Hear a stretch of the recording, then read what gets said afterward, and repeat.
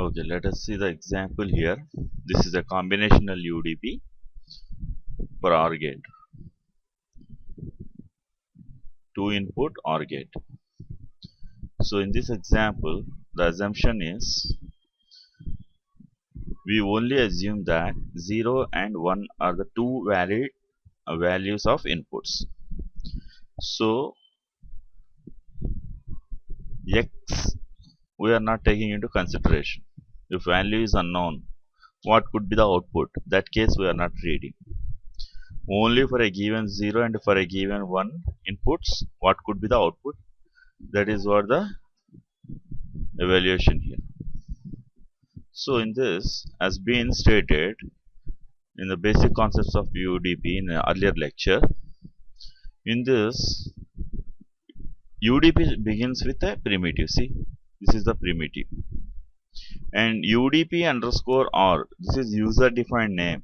UDP underscore R is a user defined UDP name. It's a user defined name. So here F is a output. This is must.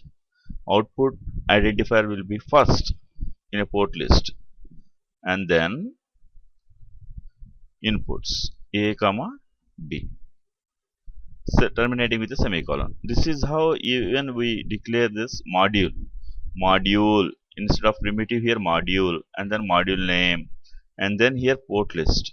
In this port list, here we can have first inputs and then output,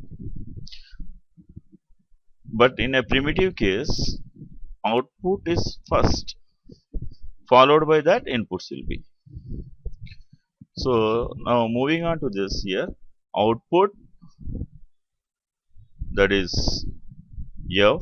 Here it is a mistake, please note this is a mistake. Output F, input A comma B, and then here you are going to declare your state table. This is the state table between table and end table, and you know this two slashes here, forward slashes, are for comments, single line comments. So here for our reference we are putting here A and B and colon F terminating with a semicolon.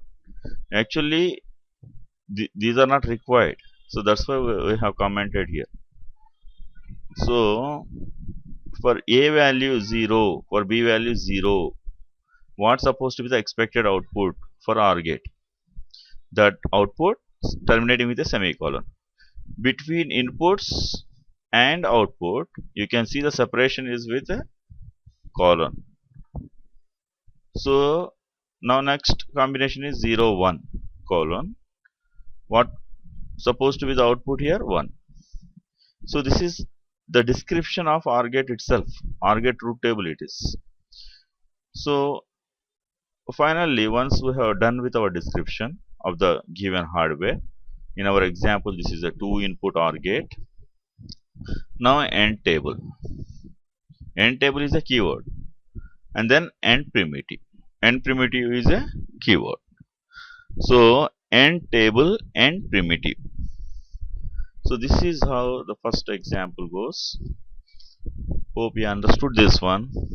Let us summarize this first example once again quickly. Here primitive, the way we start module, like that, module, and then module name, and then here port list in same line. Similar to that, primitive name, this is user defined, and then port list. Remember, in a port list only the difference in a module and primitive is output will be the first here. In a primitive case it is must, followed by that inputs. So this is the only difference. Now moving on to the next slide. So here you read this first point.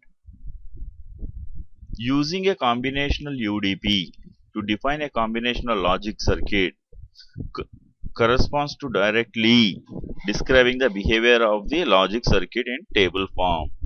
That is what the entire truth table needs to be described.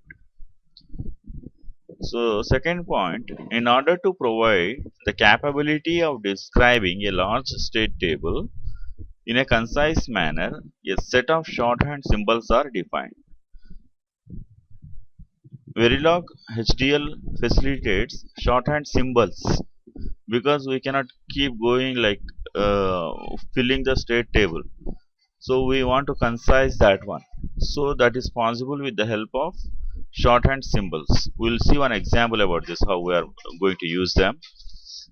Look at this point number 3. Here we have question mark here. So this denotes, actually it could be a 0 or it could be a 1 or it could be a x.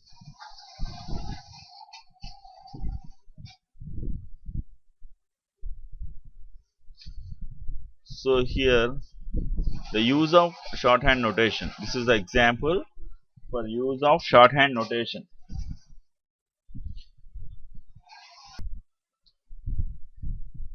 This example shows how we are using shorthand notation. Primitive, the keyword, that's how we start the primitive with a keyword primitive. UDP underscore and within parenthesis port list, output F, input A comma B, table and table. In between, for given 1-1 combination, output is 1. One input is 0, the other could be a 0 or 1 or it could be x, unknown value. So whatever the case, if one input is 0, then output will be 0. And similarly, if A happens to be question mark, that is it could be a 0, 1 or x. Then if B happens to be 0, then output is 0. So this is a shorthand notation. Otherwise, we would have here elaborative description of this table.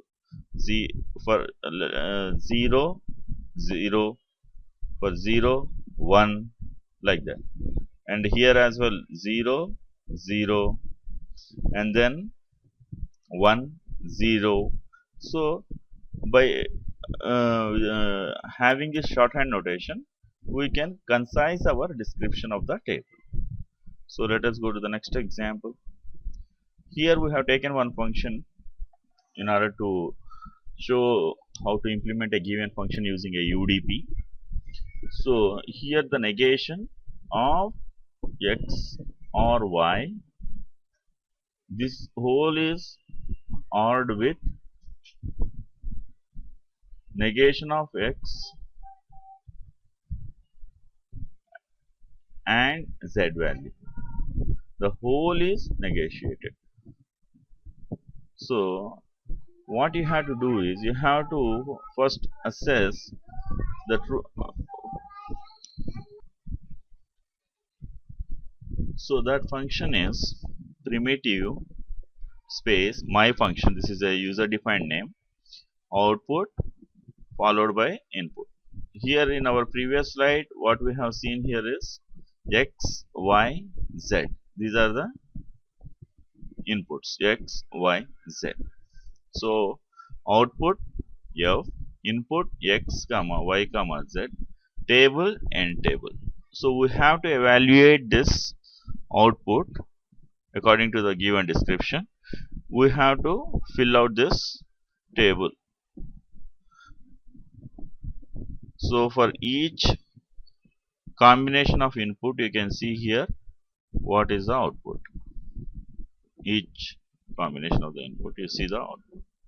So n primitive. This is how the combination